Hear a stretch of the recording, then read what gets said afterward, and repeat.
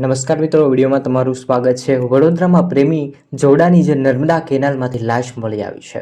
ગત 3 માર્ચથી યુવક યુવતી જે ગુમ થયા ગોધરાના રતનપુર કારડી નજીક કેનાલમાંથી લાશ મળી આવી।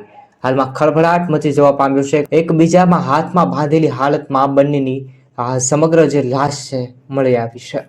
વડોદરાના સાવલી તાલુકાના નરભાપુર ગામમાં ચંદ્રિકા ગોહિલ અને બળદેવ રાઠોડ એક જ ગામના રહેતા। હાલ યુવક યુવતીએ અગમ્ય કારણોસર નર્મદા કેનાલમાં ઝંપલાવી હોવાના સમાચાર।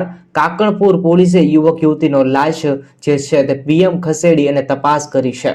મહેસાણા યુવાનને સંચાલકોએ ઢોર માર મારી પતાવી દીધો છે, તે પણ સમાચાર છે। યુવક યુવતીના હત્યાના બનાવને કુદરતી મોતના ખપાવવાની ઘટના પરથી રહસ્યનો પડદો ઉઠ્યો છે। આવી રીતે મિત્રો તમે સોશિયલ મીડિયામાં ઘણી જગ્યાએ સાંભળ્યું છે અને ઘણી જગ્યાએ જોયું પણ હશે કે હાલમાં પ્રેમી પંખીડા અગમ્ય કારણોસર પોતે પોતાનું જીવન ટૂંકાવી લેતા હોય છે। કોઈની રીતે અલગ અલગ રીતે પોતાનું જીવન જે છે તે ટૂંકાવી લેતા હોય છે, પરંતુ પોતાના મા બાપ અને પરિવારનો લોકોનો વિચાર કર્યા વગર જ આવું બધું પગલું ભરી લેતા હોય છે।